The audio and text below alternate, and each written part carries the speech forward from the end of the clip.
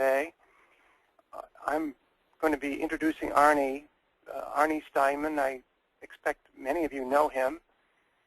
He's a good friend and colleague for many years and is probably the world's foremost authority in ionization. So you've come to the right place, and this is the time to ask any questions that you may have. There are a couple of ways of doing that. One is you can enter it in the chat box, and I'll be coordinating that for Arnie. And the other way is you can raise your hand in the, again, the dialog box. And when you do that, I can unmute your line so that you can ask your questions directly. And we're pleased to have you do it either way. So feel free to do it verbally or, as I say, typing in the questions. So with that, Arnie, I'm going to turn it over to you and look forward to hearing what you have to say. Hey, thank you, Ted. Welcome, everybody. I hope you can hear me well.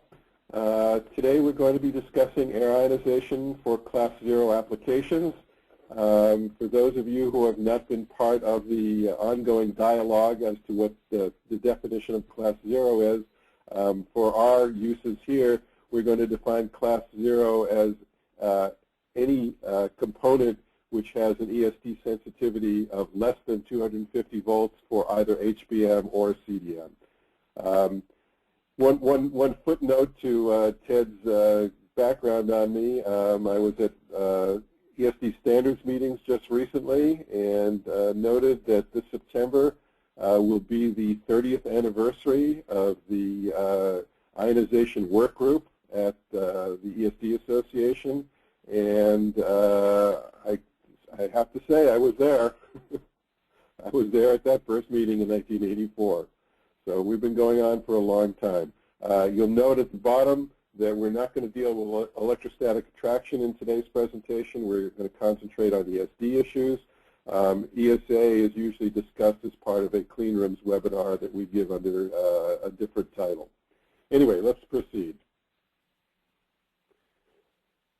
So here's our tutorial outline. We're going to first talk about ionizer basics, what an ion is, how you produce them, and then how you might select an ionizer for a given application. We'll talk about some practical considerations for using ionizers. We'll talk about ionizer performance testing, how you test an ionizer to make sure it's working correctly. We'll look at some ionizer applications, including Class 0. And, of course, we'll have some conclusions at the end. So let's first look at our ionizer basics. Our primary ionizer functions are, first of all, to neutralize charge. We want to neutralize charge on the objects we can't ground, and these are the insulators and the isolated conductors. We want to ionize to counteract triboelectrification, to make the charge generation lower in a given area. It's really a CDM countermeasure. We're not dealing with HBM. We don't use ionizers to lower the charge on people. We use them to lower the charge on objects that might present a CDM hazard to our devices, either because they are charged or because the devices themselves can become charged. Now, we can also use ionizers to reduce contamination in clean rooms because if a surface is not charged, it will tend to attract fewer particles. But we're not going to cover that in our presentation today. So the basic physics of ionization. Ions are charged air molecules. We charge the air by various means, and we'll discuss that in a moment. And what we're doing is essentially adding or taking away electrons from the air molecules.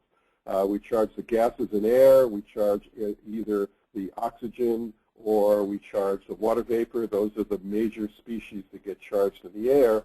And then if we have a charged object in our work areas, the charged object will attract the opposite polarity air ions to it.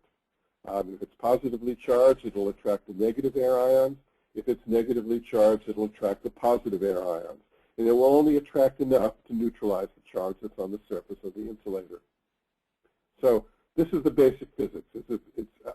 We're dealing here here with opposites that attract each other, the charge on an object and the opposite charge on the air molecules.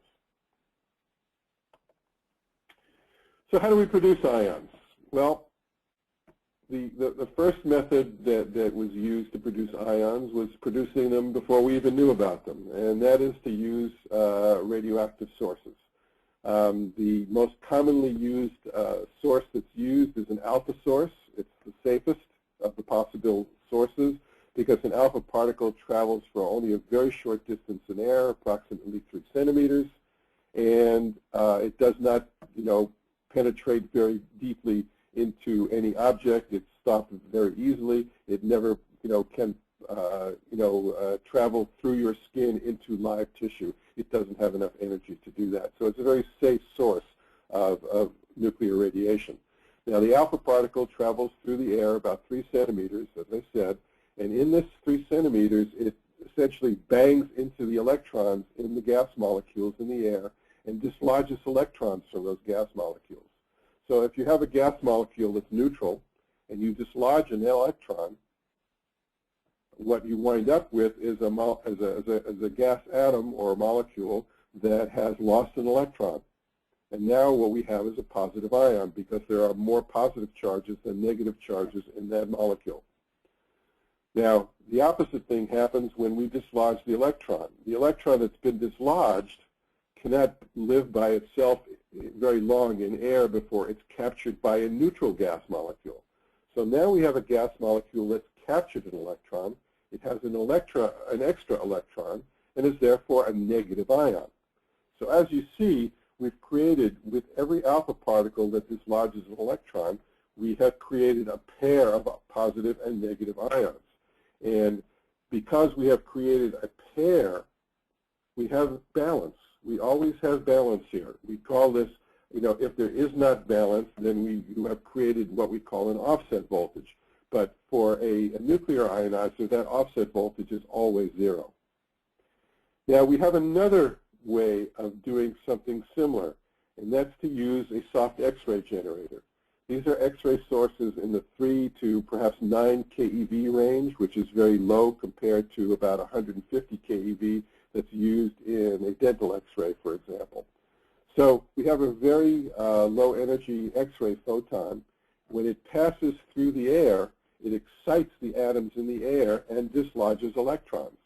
So we have the same effect going on where a dislodged electron results in a positive ion and a captured electron results in a negative ion. The difference between the two is that an alpha particle, as I mentioned, has a path of only about 3 centimeters in air before it loses all its energy.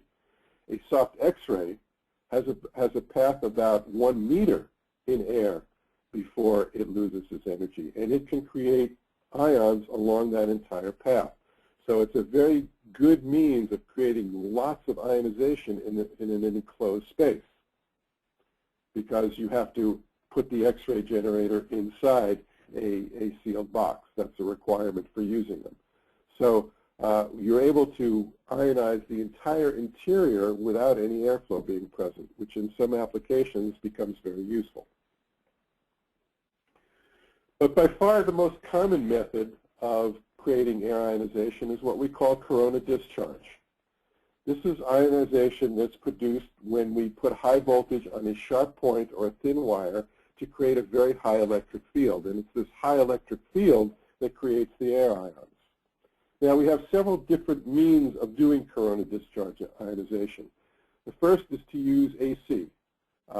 We have basically a high voltage transformer that takes the line voltage up to a higher voltage, typically 5,000 to 7,000 volts. Then that power is applied to a series of emitter points that may be in a grid, maybe in a bar, or they may be inside an ionizing blower. One precaution is that because the voltage on those emitter points changes polarity at a very high level, we want to keep our sensitive parts generally at least 30 centimeters away from the AC ionizer because the electric fields may actually cause damage to the part. If the part were connected to ground in front of the ionizer at the wrong point in the AC waveform, there might be a substantial voltage on the part at the point that it is grounded. So we have to be careful using AC ionizers for very sensitive applications. Steady state DC, we have ionizers where we apply a constant DC of both polarities to two separate emitter points or to an array of emitter points. We find these steady state DC ionizers once again in grids, bars, and blowers or any other large area array. And because we're able to balance the two polarities, we have the control of the DC voltages to balance the polarities, we can keep our offset voltages very, very low in a steady-state DC ionizer. And this is the most common type of ionizer that's used in ESD-sensitive applications. Now, one other type of ionizer is the pulse DC ionizer. And this is a type of system that generates both polarities by alternating the high voltage applied to a single point or a closely spaced pair of emitter points. It's particularly useful when we need the ions to move a long distance. So we use pulse DC ionizers in room systems where we want to ionize very large areas.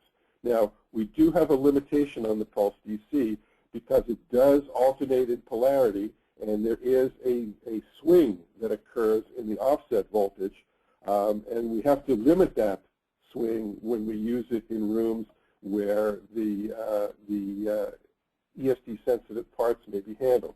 Typically, we will only use these room systems in areas where the CDM sensitivity is greater than 100 volts.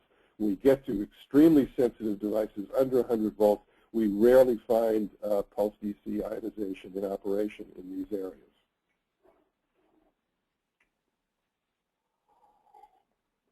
So let's take a little closer look at our types of corona ionization. You see a picture here of that kind of represents an AC grid where you have a multiplicity of emitter points. We apply line voltage to it. We're showing here about 5,000 volts RMS, so the peak of the waveform is about 7,000 volts. And if you realize that ionization doesn't start at 0 volts, you have to get about 3,000 volts on those sharp points before you get enough electric field to produce ions. So if we follow the waveform, we start at 0, we're not making ions. When the waveform gets to about 3,000 volts, we start making positive ions. We make positive ions past the 7,000 volt peak, and when it drops below 3,000 volts again, we stop making ions. Similar thing happens on the negative side, that we only make ions between minus 3,000 and minus 7,000 volts. If you were to use the equation for the waveform, you would find that each polarity is produced only about 36% of the time. So we don't have a very good efficiency here. The ionization this is fairly inefficient, but we can still get good ionization by using high airflow around the emitter points. We always put an AC ionizer in front of some airflow to make sure that we can produce lots of ions. There's a lot of recombination that occurs at the points because they change polarity every 120th of a second. So we have low efficiency, and we have lots of recombination that occur. And once again, the airflow requirement is there to make sure we can harvest sufficient ions from the vicinity of the points and move them to where we want to do our charge neutralization. The stability, over time, the efficiency for making negative ions is greater than for making positive ions, and the AC ionizer will tend to drift negative over time as the emitter points change in their profile. Here's a diagram of our steady-state DC ionizer. We have two separate high-voltage supplies. They're both operating at usually around 10 to 15,000 volts. So we can, again, anything over 3,000 volts will be sufficient. The efficiency is a little better than the AC because we produce both polarities all the time, but we still get a lot of recombination if the emitter points are close together. If we move the emitter points farther apart, we get better efficiency, but after a while we start to get hot spots when we move the points too far apart. We get areas where there's a mix of positive and negative ions, but as you see on the ends, we wind up with areas where there's too many positive ions or areas where there's too many negative ions. So we have to be careful about how we arrange our steady-state DC points to get good homogeneity of the ion production for positive and negative. It still requires airflow.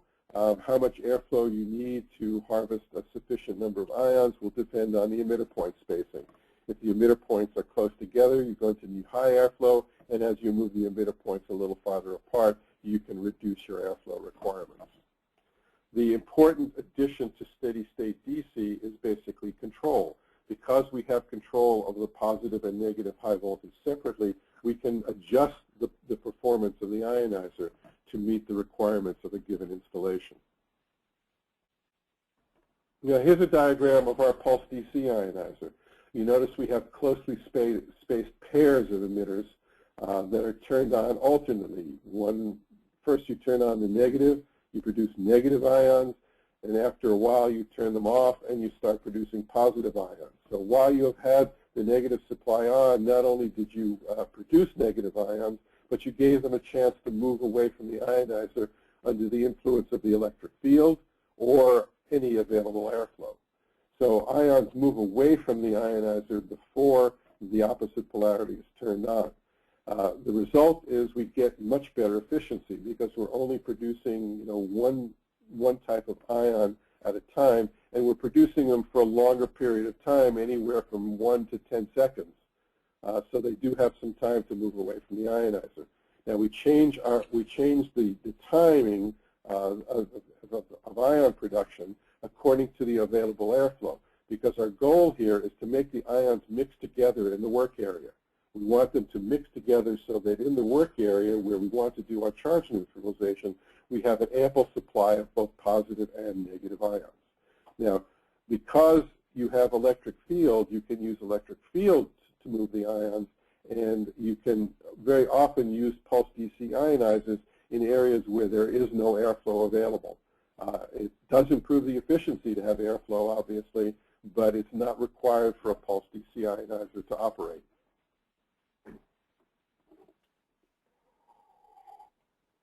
So how do you select an ionizer for a given application? Well, fortunately, there's some assistance available. The ESD Association has a technical report. It's TR 3.0, and it's entitled Selection and Acceptance of Air Ionizers. And it gives you a methodology for helping you to choose an ionizer for a given application. The first thing it discusses is charge neutralization. Obviously, you want to know how fast the charge will be neutralized by the ionizer you're using. And then it says a very interesting thing, which actually none of the other standards of the ESD Association talk about. It says that when you want to select an ionizer, one of the things you should consider is the impact on the static problem. Think about that. What it's telling you is test the ionizer to see if it makes your static problem go away. If it does, then you have a good static control method to use. If it doesn't, the suggestion is don't use the ionizer. If it doesn't have an impact on your static problem, don't use it. Now, it's very interesting that in all the standards documents that are produced by the ESD Association, this is the only document that ever says, look to see if the static control method is actually working.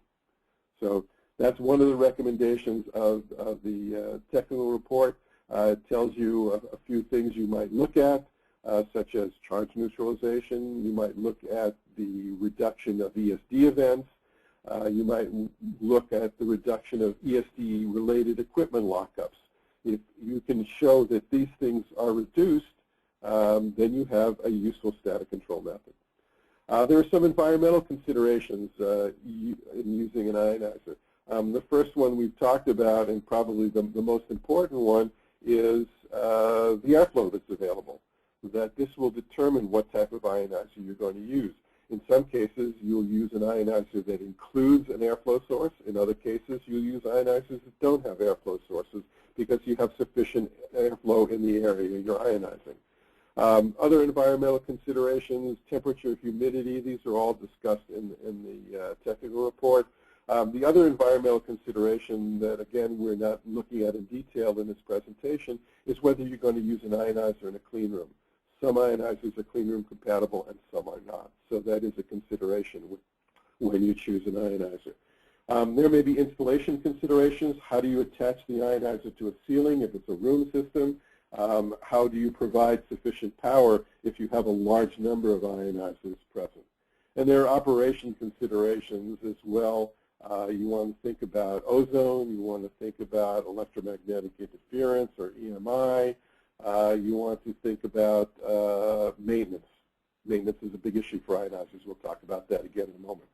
And then if you have a Class 0 application, you're going to be particularly concerned with the offset voltage. You want to make sure that the ionizer maintains a balance that is sufficient to assure that you're not going to create a problem for your Class 0 devices by using the ionizer. And then finally, you want to make sure in a Class 0 application is that your decay time is quick enough to assure that you actually are going to be protecting your devices. And then at the end of the day, you need to return to that line that says the impact on the static problem. You want to make sure that you can demonstrate, especially in a Class 0 application, that adding the ionizer has had an impact on your static problem. So are there any questions, Ted, that have come in for this first part before we move on? No, but certainly if this is a good time for anyone who'd like to ask a question, either raise your hand or submit it. Okay. Well, we'll move on to some of the practical considerations of using ionizers. I do have one question, Arnie. Okay. When you were discussing the AC versus DC, I know you mentioned that DC ionizers tend to be more commonly used for Class 0. If you were buying a new, say you were buying a new ionizer, would it be prudent to just go with the DC and avoid the others? Well, there's, if there's a possibility in the future that your factory will be handling devices that are extremely ESD sensitive, then I would certainly suggest that going with a DC ionizer makes good sense. But like I said, there are many applications where people are using ionizers that are not around ESD-sensitive products, and they've been careful about how they install them to make sure that they maintain a reasonable separation between the ionizer and the sensitive products. So there's probably still a great many uses for AC ionizers. We don't recommend that people throw them out. It's just that they need to think about them if they're going to have ESD-sensitive product. They may want to reevaluate where they mount them and what the operation is in a particular location.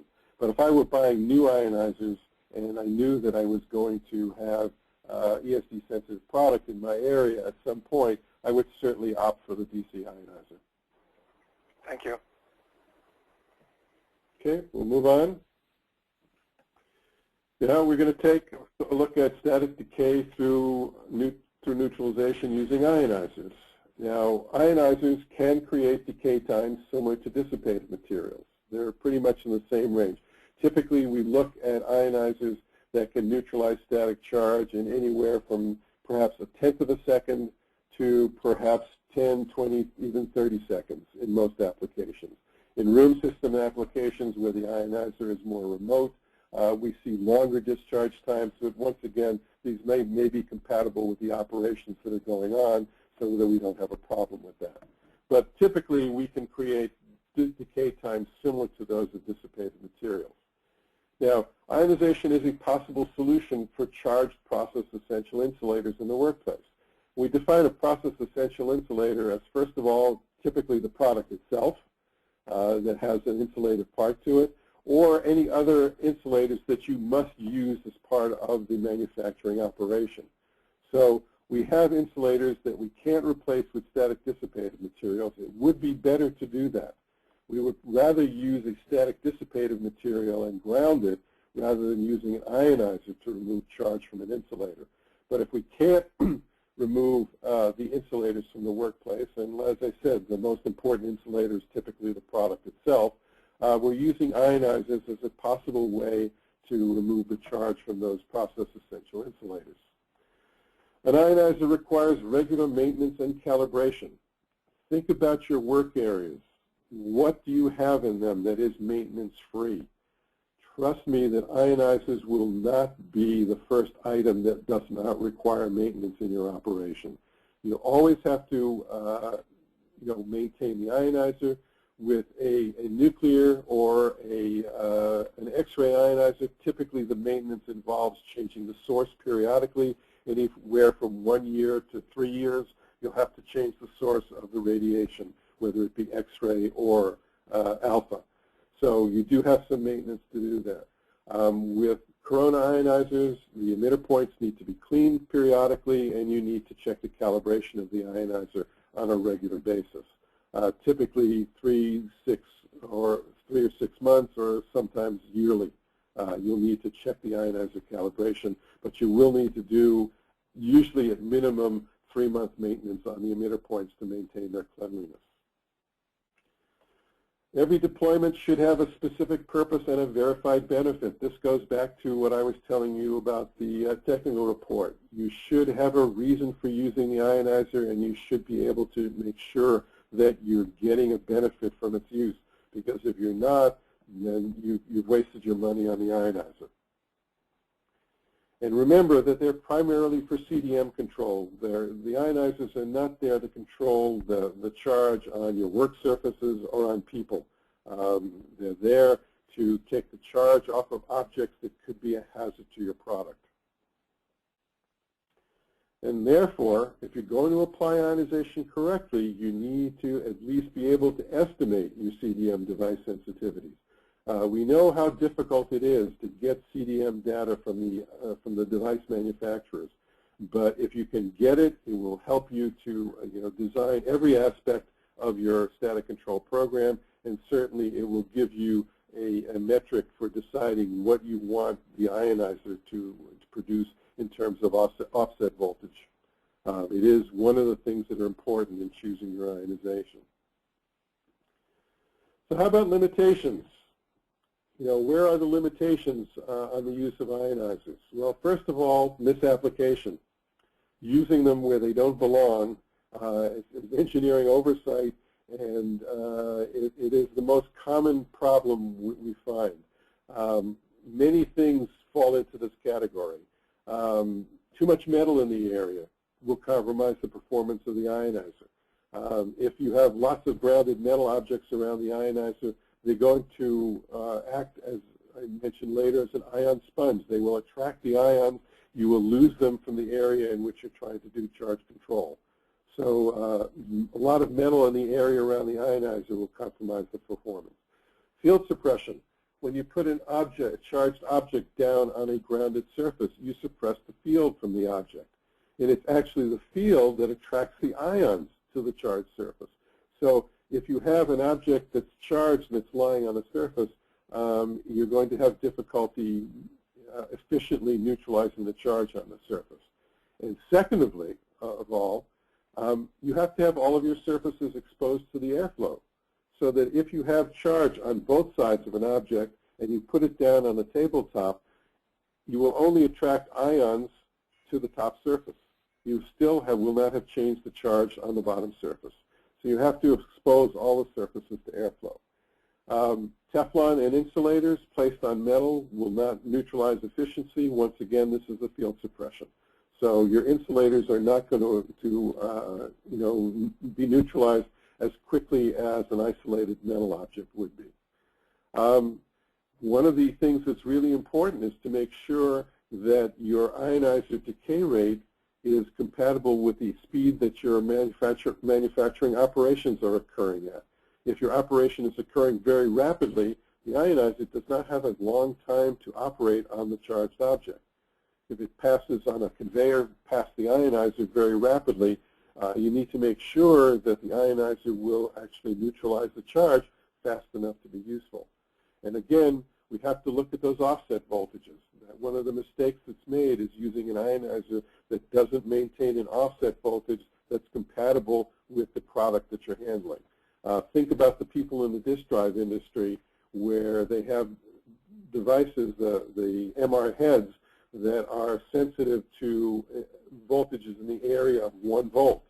The ionizer that can maintain that type of balance is a very highly designed ionizer that might not be applicable because of its cost to many other applications, but it's certainly necessary in an area where an offset voltage of 1 volt or less has to be maintained.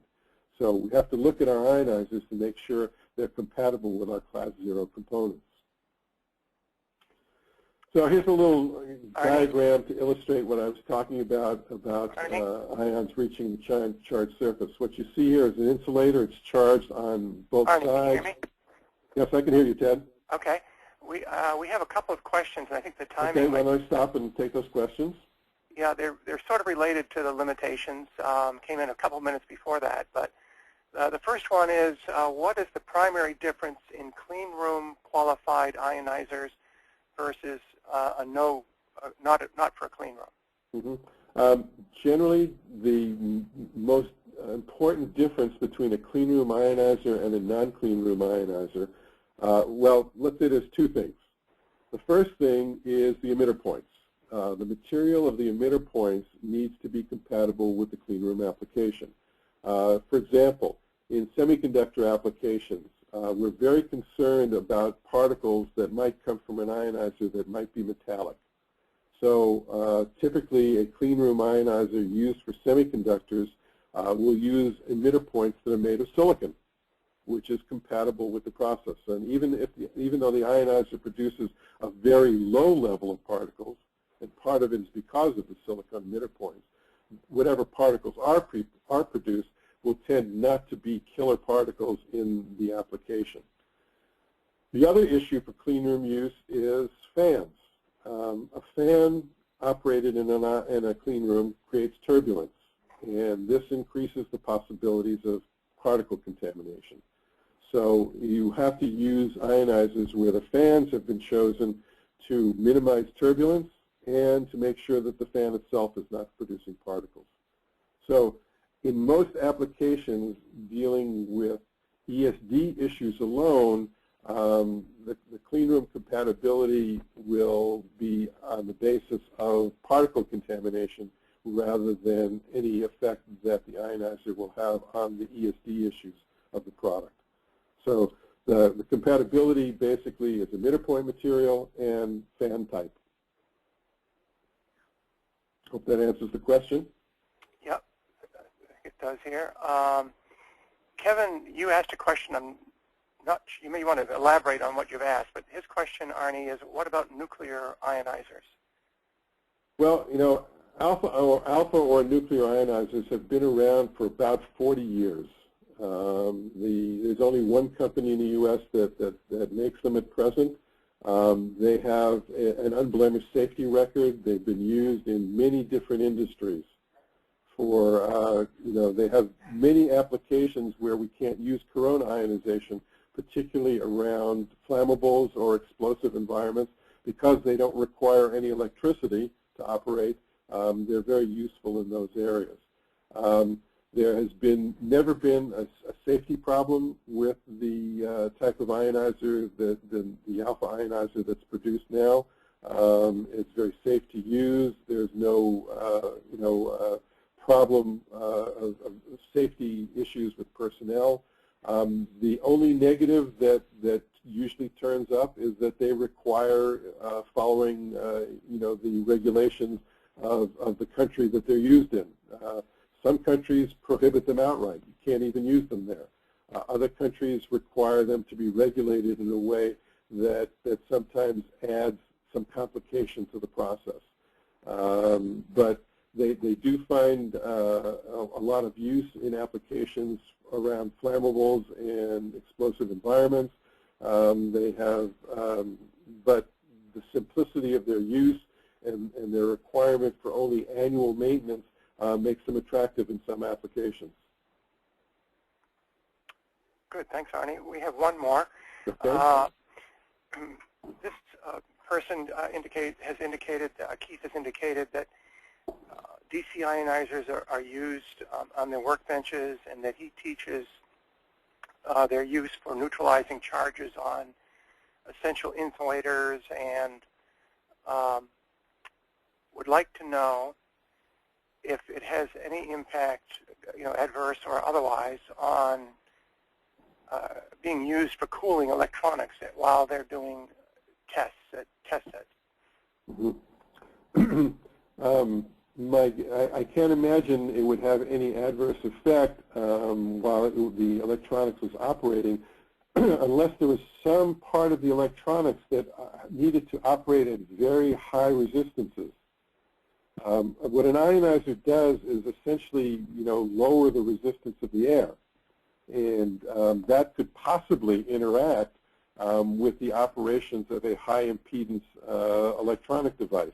For instance, if you had an electrometer which operates at very high impedances, you really wouldn't want to aim an ionizer at its internal electronics because it could produce leakage currents.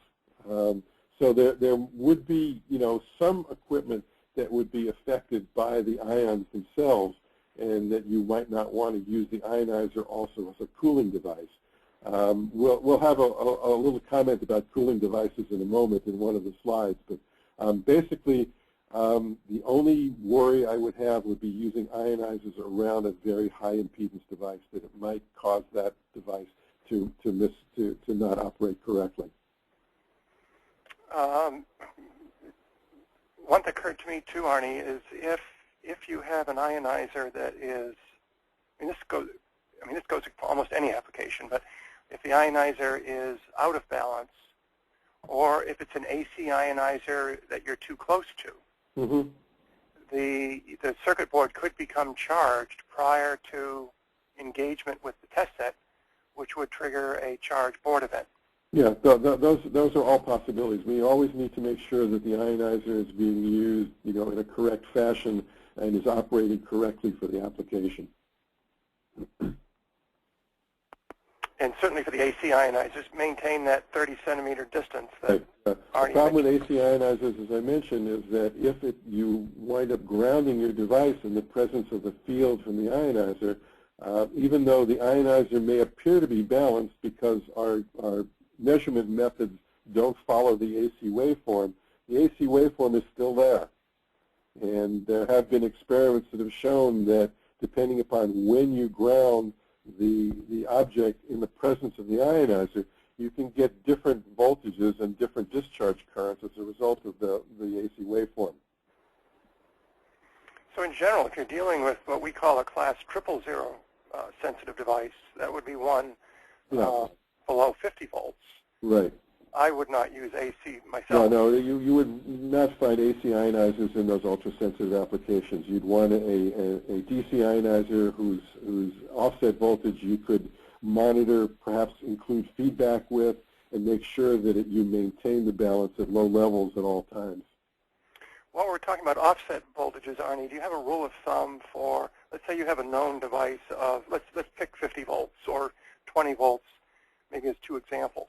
Mm-hmm. What would you choose for an offset requirement? Well, usually, this is, of course, one of those conversations that you have with many different people, and everybody has their own number. I would say the range that I hear people discussing this is anywhere from 2 to 10. What makes you feel safe is what you choose. But typically, if you had a 20-volt sensitive device, some people would say just make sure the ionizer offset voltage is below 10 volts, and other people will say that it needs to be below 2 volts. Somewhere in between there, you pick whatever safety factor you're comfortable with. And I would say at an absolute minimum a factor of 2, and I certainly wouldn't go beyond a factor of 10. But within there's always some, the decision may be the cost of the ionizer. That obviously the lower the offset voltage that the manufacturer will guarantee, the more expensive the ionizer will become. So that may become part of the selection process, is trading off that offset voltage versus the amount of money that you're willing to spend on the ionizer. Thank you. That completes the questions we have so far. Okay, so let's move on. So I was going to show you this graphic about how ions must reach the charged surface. You have an insulator that's resting on a work surface, and it's charged on both sides. So now we bring in the ionizer. And we see that the ionizer airflow is directed at the top of the insulator, and it has effectively neutralized the charge on the top of the insulator. But it hasn't done anything for the side of the insulator that's working on the work surface because the ions can't get there. The airflow can't reach that surface. But if we move the insulator off the surface, now the ions can reach that bottom surface, and we're able to neutralize the charge on the surface. So if you have a charged object and you want to hold it in front of the ionizer, you really need to expose both surfaces of the object to the airflow to make sure that the ionizer is going to neutralize the static charge. And how fast does it do that? Well, this is a little table that discusses discharge time from 1,000 volts to 100 volts. Now, if you had normal air with 60% RH, it would take more than 10 hours to remove the charge. In this case, you're just depending upon the moisture in the air to provide a minute conductive path on the surface, and it's going to take a long time to neutralize that charge. But with ionization, and you see, 5 different types of ionization here, you get neutralization times, with a lot of airflow and compressed gas of as low as 1/10 of a second, and in a typical air-conditioned room with no directed airflow, it might take as long as 500 seconds for the charge to go away. But in all cases, the ionizer is working significantly faster than not having ionization at all. That, depending on humidity, will take a really long time to remove any charge from an object. Now, how fast do you need to remove the charge from the object? Really depends on what your problem is. Because ESD and almost any static charge phenomena is a 2-step event. First, you create the static charge, and at some later time, the charge causes a problem. It causes ESD. It might cause contamination in clean rooms. It causes a problem at a time subsequent to when the charge is generated. So what your ionizer is trying to do is remove the charge before the problem occurs. Now, obviously, the faster you remove the charge, the less likely the problem is to occur, but still, if the ESD event doesn't occur as soon as the charge is generated, then you do have some time to remove the charge before it causes a problem. Now, if the charge is generated and a few milliseconds later the ESD event occurs, will you use an ionizer? No. It's not going to solve the problem for you. You need to find some other way of preventing the charge generation. But if there is that time between charge generation and discharge, and you get the charge neutralized in that time, then your ionizer will be effective. So what do we do to make sure the ionizer is working right? Well, first of all, we optimize the location. You see here the ionizing blower has been mounted right above the sensitive tape head, which is the problem we're trying to deal with, this charge that's destroying the tape head. The ionizer is mounted in very close proximity there. We want to mark the ionizer position on the work surface because unless you bolt it down, it is sure to move. And you need to find where on your work surface to place the ionizer so that it's working most effectively. And you need to mark it to make sure that the operators know when the ionizer is in the right position. Now, an ionizer can also tilt. So we need to mark the tilt angle on the ionizer as well. And in a moment, I'll show you what happens when you don't do those things. So we want to mark the position on the work surface that the ionizer is going to be placed in. We want to mark the tilt or rotation angle on the ionizers so we know that it's always pointed at the sensitive product we're trying to neutralize. So I asked the question in this slide, will ionization help here? Well, if you look around, what do you see? You see a lot of grounded metal. It's going to be very hard for an ionizer to work effectively in this area because of all the metal that's there. Unless you had an ionizer, and it might be a compressed gas ionizer, where the ions were directed directly at the sensitive product, an overhead or a blower-type ionizer would have very poor efficiency in this application because of all the grounded metal. Will ionization work here? I'm sure you'll all agree that probably it will be very ineffective because you've surrounded the device you see here with grounded metal. So the ionizer is not going to work very well here. Arnie? Yes. In the previous photograph, one back, please. One back. Okay. On the lower, to the left of the meter, there's a blue tube with an orange nozzle. Is that an ionizer? I don't think so, Ted. I think the ionizer in question here is the one that's directly behind the meter. Okay. But you see that blue rectangle in about the lower middle of the diagram. That's the location of the sensitive part. Okay. So you should be able to point not, your cursor, Arnie. Try pointing with the cursor. I don't know if I have a cursor to point here. Oh, there it is. Okay. That's basically the sensitive part location. It's in some type of tester, I believe. And okay. I think it's a little higher, actually. I think it's just below the meter in that track. Okay. Half a dozen of them there. Okay, you're seeing the parts there. Okay. I've got so the sensitive parts are here. Yeah. And I think we have an ionizer blowing horizontally over here. Yes. So, and you've surrounded those parts with grounded metal. And then this may be some type of, air device that's blowing air horizontally here. So almost everything is working here to make sure ions never reach the part.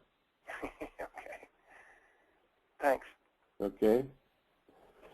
Now, what's wrong here? Well, basically, you see several ionizers in this picture. The one over here on the left looks like it's actually blowing down on the work surface where some work on sensitive product may go on. But you have these other two ionizers over here that are facing away from the work surface. They're basically not working efficiently, and you can see that nobody's made any attempt to mark them to tell you what the tilt angle might be for proper operation. Here you see an ionizer on a work surface. Let me get my cursor back here, if I can. Well, my cursor is not wanting to appear here, but you see a blue box in front of the operator. That is an ionizer. That ionizer has been turned into what we call a PCD, or a personal cooling device. This is one of the big problems with ionizers, is that people, at some times of the year, use them as cooling devices. Now, the work that's going on the workbench, the removal of parts from the trays on the left that might be happening on this workstation, the ionization is not doing anything because it's being directed at the operator and not at the work. Anybody tell me what's wrong here? It's pretty obvious. This is a maintenance-free ionizer, and the result of being maintenance-free is that ionizers will collect dirt. Depends obviously on the cleanliness of the work area, but you will find particles on the emitter points of ionizers even in the cleanest cleanroom environment. So you have to make sure that your ionizers are maintained periodically and don't reach the state that we've illustrated in this picture here. This is a real ionizer that was, found during an assessment of a facility. This is not made up. You need to put ionizers in your calibration system. They need to be part of the ongoing calibration system so that they are checked for balance and that they are cleaned periodically. And we'll talk about cleaning procedures in a moment. So how do we know an ionizer is working? Well, we need to do some performance testing. And there are some tips for testing the ionizers. First of all, we want to test the ionizers before and after cleaning. Why before? Well, we want to see, if the ionizer has continued to maintain its specified operation since the last time it was cleaned. And that will enable us to find out what our maintenance interval was. In other words, if we initially decided to have a 1-month maintenance interval, we check it after a month, and if it turned out that we were still in balance, that the discharge times were still acceptable, there really is no need to do maintenance. We can go another month. After the second month, we find, once again, ionization is still in balance. It's still performing its discharge as rapidly as we expected. We do nothing. After 3 months, we find that the ionizer is actually a bit out of balance. So what we found here is we need to have a maintenance interval of 2 months. And if we had all along cleaned the ionizer and then tested it, we would be working with a 1-month maintenance interval, and our maintenance costs would be twice as high. So we want to test the ionizers before and after cleaning so that we can establish what the maintenance interval is. Now, what we do here is we do a test for static decay and balance. Now, the time will be dependent initially on the manufacturer specifications, but it may be different for your particular application. So when you install the ionizer initially, you do a test for static decay and balance and establish a baseline as to what your performance you're expecting. We need to test both polarities because you could have a situation where the ionizer was producing only one polarity. So you want to test both to make sure that they're both working. Stand behind the ionizer during the test to avoid disturbing the airflow. You want to move away from the ionizer. And we have our industry standard test method is ANSI ESD STM 3.1. It's now a 2006 document, and it should be coming out as a renewed document sometime this year. But that is the industry standard. And it's the worldwide standard. It's been adopted into the IEC documents as well for static control. So it is the one static control method that is in all international standards documents. So how do we do our performance testing? Well, we first of all get a copy of the ionization standard, the only ionization standard worldwide. And the first thing we do is check the decay or discharge time. So to do this, we have an instrument. It has an isolated plate. We charge that isolated plate to 1,000 volts, and we measure the length of time needed to reduce the plate voltage to plus 100 volts. And then we do it for the opposite polarity. We charge the plate to minus 1,000 volts, and we measure the time to reach minus 100 volts. This is an industry standard measurement method. Now, for offset voltage or the balance of the ionizer, we ground the isolated plate momentarily to remove any residual charge. Then we place the isolated plate in the ionized area and note any change in the plate voltage. For pulsed ionizers, we're going to change from positive to negative at a very slow rate, and what we do is we note both the peak positive and the peak negative values for the offset voltage. The change in the offset voltage for a pulsed ionizer is a normal part of its operation.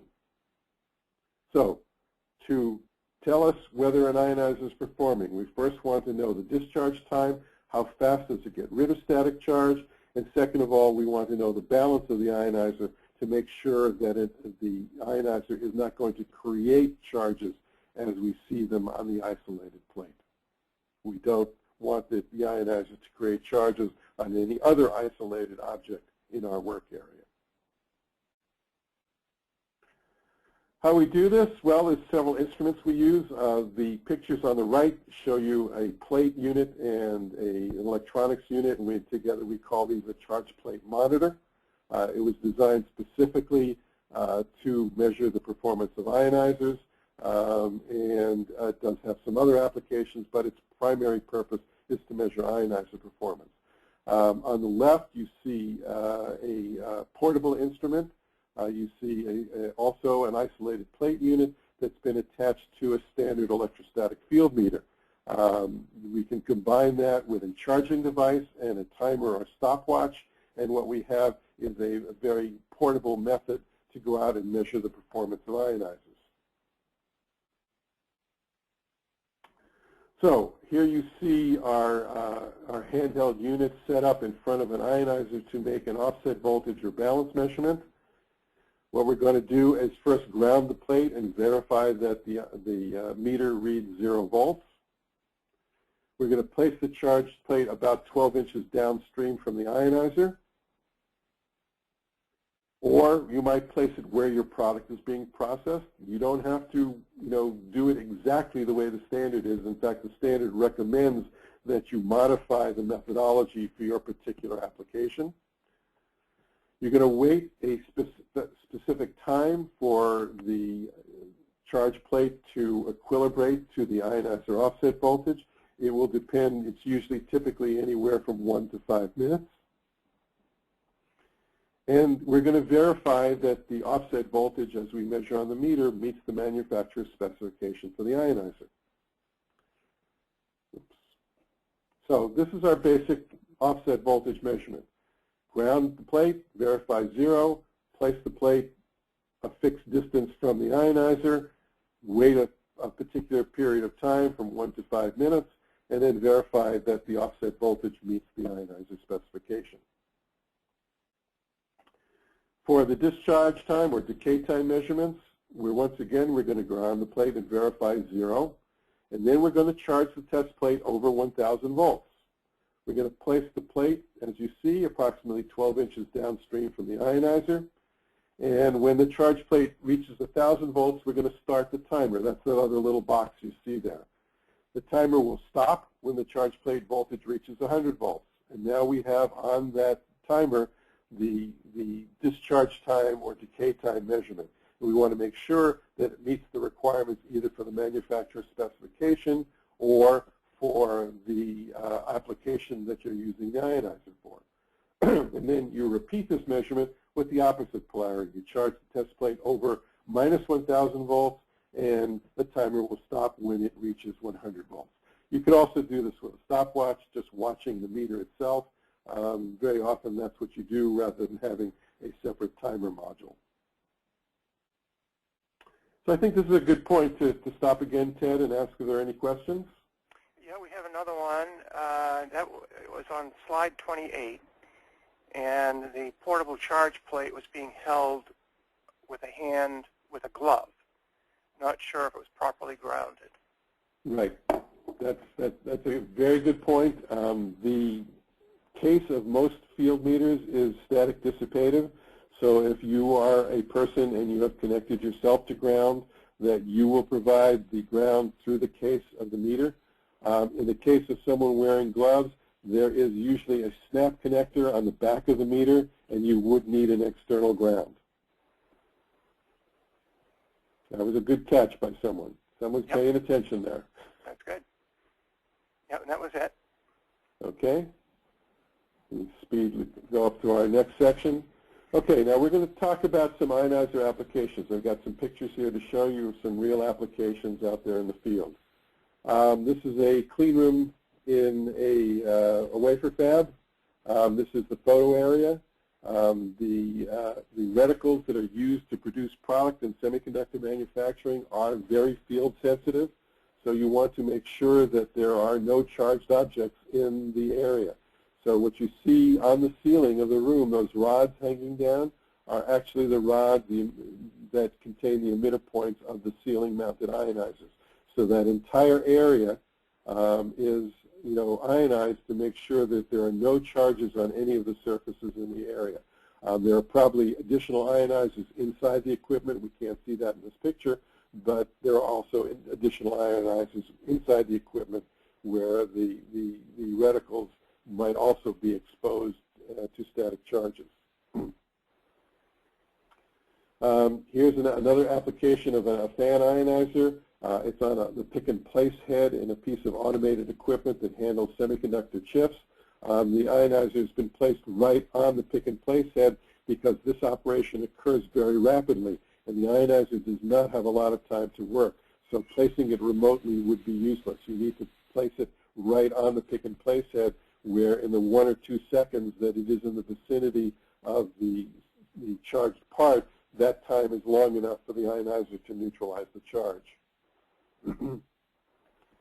Here's an example of several different types of blow-off guns and nozzles that are used. These are used to, momentarily take charge off a surface. Sometimes they're used to blow particles off as well, because a charged surface is harder to remove particles from. So these are all methods to remove the charge on circuit boards, on individual parts. You just use the ionized gun very, very rapidly to remove the charge. So how about our class 0 considerations? What do we need to think about? Well, the first one is we need to look at the application and determine whether or not using a static dissipated material will resolve the problem. Can we remove the process essential insulator and replace it with a static dissipative equivalent and ground it. If we can do that, that is always our first choice, not to use ionizers, to use static dissipative materials to get rid of the problem. If we can't do that, then we continue to look at ionizers and see if they will be effective. We want to confirm their effectiveness with and without ionization. We can make measurements with field meters on the charged insulators. We want to make sure that after the ionizer is there, the charge actually goes away, that the ionizer has been effective in neutralizing the charge on the surfaces. Another technique we use is EMI event detection. If we're having ESD events as a result of static charge, we can measure those ESD events with an EMI detector. And after we install the ionizer, we want to verify, again, with the EMI detector in the same location, that the ESD events have gone away, that we are no longer getting EMI as a symptom of an ESD event happening. So we want to confirm the ionizer effectiveness. Conventional ionizer offset voltages, almost every ionizer that's out there, will produce offset voltages in the under 25 volt range. And, that means AC ionizers, DC ionizers, pulsed ionizers I don't include in this because they will be much larger, but most of the point of use type ionization that goes near the product, typically those ionizers will produce offset voltages better than plus or minus 25 volts. Now, if you have a part that's sensitive at 250 volts, that's going to be fine. It's not a problem. Now, we do have corona ionizers that go down to less than 1 volt. We have nuclear ionizers that will give you 0 volts. Now, if you have a part like a hard disk drive head where your sensitivities are in the 1 volt range, you're going to use different ionizers. It's going to be a very important consideration to use an ionizer where the offset voltages are not only low to start with, but will stay there. They have to remain reliably under the levels that you're requiring. So not only do you need to look at the offset voltages that an ionizer produces when you do a snapshot in time, but you need to have an ionizer that's verified as being stable over long periods of time. Like I said, one of the advantages of an alpha ionizer is that you always get 0 volts. You don't need to do anything to produce that. So you've got here the question about sensitivity once again, and as I said before, factor of 2 or factor of 10, whatever makes you feel safe. So if you had a 50 volt device, you could say better than plus or minus 25 volts would be okay. You might also require that plus or minus 5 volts be the offset voltage from your ionizer. You're going to have to pay for it. There's no question about it, that when you go out there looking for higher performance in the ionizer, it is available, but it does come at a cost. And then finally, in your class 0 process, you want to make sure that the decay times are compatible with your process flow, that things move, and if they move very rapidly, the ionizer needs to discharge them very rapidly. If not, you need to either use different ionizers. You may need to use more ionizers in a specific application, but you need to assure yourself, again, with your field meter, with your charge plate monitor, that the ionizer decay time is fast enough for the process that you're working with. So here are some examples of ionization in a CDM static control program. Your risks for CDM control, your hazards are metal-to-metal contact. You're trying to handle finished dies in this process. You may have insulated pickups or insulated surfaces. You may have extreme sensitivity in your devices. You may have multiple testing stations where the product has to go through multiple operations. And you may have ungrounded test and transfer stations. These are all risks that occur in the manufacturing process. And the ionizers are there to eliminate the charge when the metal-to-metal contact cannot be eliminated. Your first thing to do in a CDM static control program is to eliminate the metal-to-metal contact wherever you can do that. Now, the pictures I've shown here are 2 operations in semiconductor manufacturing where you cannot eliminate the metal-to-metal contact. The upper one is trim and form. These are when the individual leads are cut apart on the finished package, and they are bent into the final shape that they will be in. This almost always involves using metal dies. So metal-to-metal contact with the pins is unavoidable. And what you see on the left side of the picture, again, there's my cursor. Okay, what you see over here where the cursor is pointing is an ionizer that's mounted right above the area where the part is coming into the trim and form head. The idea here is to take the charge off the package before any metal-to-metal contact occurs. Now, the two lower pictures are pictures in test handlers. You see a number of ionizers in the test handler areas. Here, the metal-to-metal contact is typically in the test head itself. You have to plug the device into a test socket, and the metal-to-metal contact with the pins is unavoidable. There may be other places in the equipment where the metal-to-metal contact also occurs, and you want to make sure that there's no charge on the product when it's being moved around. You see ionizers mounted in the load and unload areas to make sure that the, I lost my cursor again here.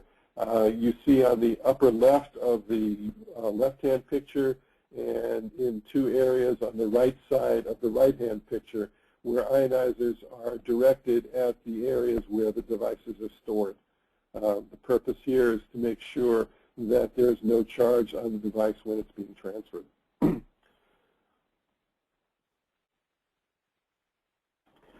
How about our contract manufacturing operations like circuit board assembly and surface mount? Well, we have the assembly of active components onto insulative circuit boards containing other insulators. So we have both a charged device model, CDM, and a charged board event risk because of the presence of other insulative objects. There are going to always be insulators on your circuit board. You can't avoid them. We use ionizers to neutralize the charge on the circuit boards before placing the components. We use ionizers to neutralize charge on any operation where metal-to-metal contact may occur. And we use ionizers to neutralize charge on component supply reels in automated equipment. The issue here is that when you buy an ESD-sensitive device, the manufacturer will usually put it in static dissipative packaging. That's not a problem. The problem is that all the other passive components you're using probably come in insulated packaging. And when you load them into the supply reels into the automated equipment, you generally have highly charged component reels sitting right next to ESD-sensitive components. So you need to be sure that the area where you're supplying components from is ionized to make sure that you have as little charge on the parts as they're being placed into the circuit boards by the equipment. Remember that most pick-and-place operations occur too rapidly for ionizers to help, that you can't direct ionizers at the pick-and-place operation itself. There are some physics involved there that help you, that minimize the likelihood that you're going to damage your product, but you really need to find another way to protect your Class 0 components, whether it's making sure in the supply area there's no charge, making sure that the circuit boards before they go into the pick-and-place operation have no charge. Those are things you can do. But the pick-and-place operation itself is really happening too rapidly for ionizers to be of any use. Arnie, we have a question related to this topic that came in earlier when you were talking about the previous pick-and-place for dye coming off the tape. Okay. The question is, on the pick-and-place ionizer that was just shown, why is that effective with all of the metal surrounding it? Let's see, you're talking about this one? I think so, yeah. Well, there is a lot of metal there, but basically the ionizer is working as it comes over the device. And it is very close. It's aimed directly at the devices. They're in that carrier that you see there. And whatever charge is on the top side of the device, which is usually there because it's been handled, because of the high airflow from the ionizer, because it is directed directly at the device, it was able to get things neutralized in well under a second, and the pick-and-place head itself was resident for about a second and a half at each location. I would think event detection would be a good way to verify. It would definitely have been a good way to verify that there was no problem there. Though actually, this is not the place that the ESD events were occurring, so it was a little more difficult to use the ESD event detector in this particular application. Okay.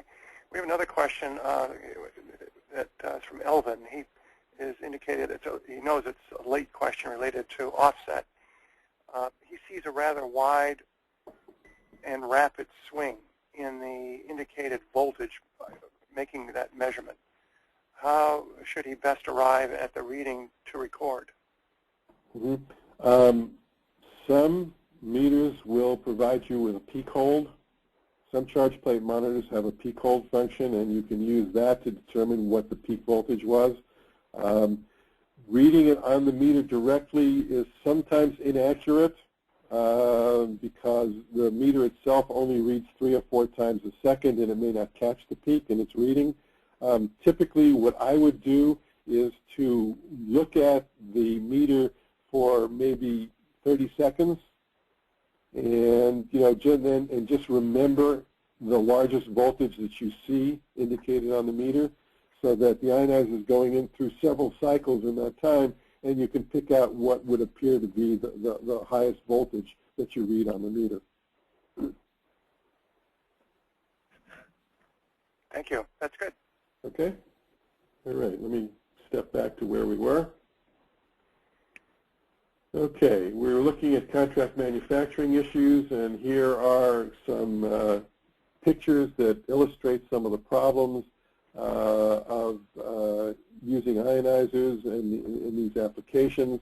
What you're worried about here is, first of all, charged circuit boards, and that those circuit boards may come into contact with some metal object. You may put them in an oven. You may load them in some type of burn-in rack. There are lots of opportunities for the charged boards to actually, touch ground. You can see in some of these pictures we've shown both field meters indicating the presence of charge and ESD event detectors that were indicating ESD events. So these were all applications where charged objects were making metal-to-metal contact and could perhaps cause damage to the products. The bottom 3 pictures directly insulate contact of the devices or boards with metal objects. The left picture shows a soldering operation. The middle picture shows a metal screen that the board has been placed on for a manufacturing operation. And I think the picture on the right once again shows an ESD event detector indicating that there are ESD events occurring in a manufacturing operation with boards on a conveyor line. So wherever you have metal-to-metal contact, you have the possibility of ESD events, and as we've shown here, the ESD event detector is a very powerful tool for determining where those ESD events might be occurring. Now, the drawback to an ESD event detector is that it's a very difficult process to calibrate them, so you don't know whether you have a hazardous ESD event or a non-hazardous ESD event. You only have an indication that there's probably some metal-to-metal contact occurring that you might want to eliminate to protect your Class 0 device. We usually have 2 choices for workbench ionization. We can use an overhead ionizing blower that you see on the left. The advantage there is you cover the entire work volume, not only the work surface where the parts might be handled, but where part storage occurs, where you transport the parts, and the overhead blower doesn't take up workspace that you could use for other purposes. The benchtop ionizing blower is very effective at ionizing directly at a critical location. We have to be careful to understand that if there is an object between the blower and the sensitive object, that the ionizer isn't going to work efficiently because the object will deflect the ionization. So The benchtop ionizers are very useful for targeting a specific critical area on a work surface, and very often that is the case. We find that the overhead ionizer provides an overall ionization for the work surface and takes away the location and aiming issue that we have with a benchtop blower. The overhead ionizer is going to ionize everything, and there's relatively little the user can use to defeat that, though I would never underestimate the creativity of people in trying to find ways to mess with the ionizers. With these point-of-use ionizers, because they are close to the product, if you've got Class 0 product, then steady-state DC is going to be your selection. You're going to want a steady-state DC ionizer when you're using it around Class 0 product. And here's a technique that we use for improving the offset voltage for extremely ESD-sensitive applications. And now we're talking about applications down to 1-volt sensitivities. What we wind up doing is providing some type of feedback control on the work surface. We place our feedback sensors on the work surface.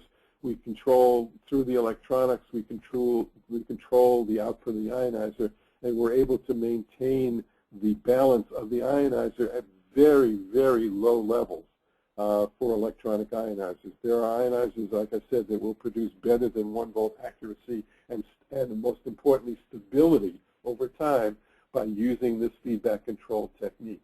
The reason I have the words there, check your test instrument, is that you need to be sure your test instrument is this accurate.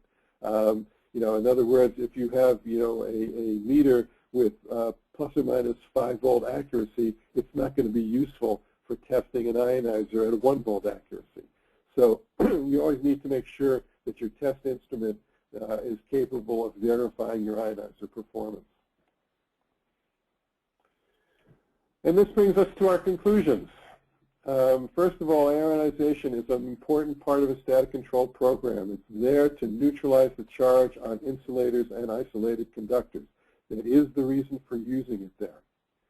There's one other reason for using ionizers that I haven't mentioned, and it's one you will run into, and it negates a lot of what I said, and that is that your customers expect you to have them. Very often your customer who comes in to audit your facility is going to ask the question, where are the ionizers? And you're going to have a really good reason for not using them. And very often there are applications of ionizers where the only reason they're there is to satisfy the customer. But you really want them there to neutralize the charge on your insulators and isolated conductors. That's what they're there for. Applying ionization successfully requires understanding both its capabilities and its limitations. You need to know what the ionizer can do, and you need to know what it can't do. And you need to not expect it to do things that are beyond its capability. We want to select an ionizer for a specific application. We need to understand both the device sensitivities and the manufacturing process. Knowing the device sensitivity will tell you the ionizer whose balance is acceptable, the offset voltage. Knowing how the ionizer works, you need to make sure that it's compatible with your manufacturing process, that you can locate it where it will do the most good, that it works quickly enough to match the manufacturing process flow. And ionizers that are optimized for Class 0 applications are certainly available, but they also need to be properly applied.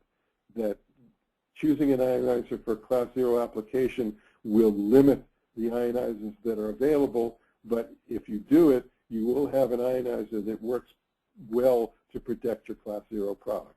And I'd like to add the last statement here, that is just my personal opinion here, and that static control is no longer optional with modern devices. It is the price of admission to the electronics industry. If you're going to produce electronic products, you're going to have to do static control to protect them adequately. So that's the end of my talking here, and we certainly have time to answer any additional questions that come up, Ted. Thank you, Arnie. Well done, as usual. We do have a few minutes for additional questions if anybody would like to put one forth. Again, you can do it verbally as well if you prefer. We've got a nice job for you, Arnie. Thank you, Ted. And a thank you. I hope that all the people online got something from this. I would invite you for a more in-depth discussion of ionization that the ESD Association does provide an ionization tutorial periodically. I'm not sure it's happening at the symposium this year, but it will certainly be there next year. So if you need more in-depth information about ionization, that's one of the sources you have for the information. Again, thank you, Arnie, and thank you all for joining us, and we look forward to seeing you next time. Yep. Have a good evening and weekend. Thanks, everybody. Bye now. Bye now.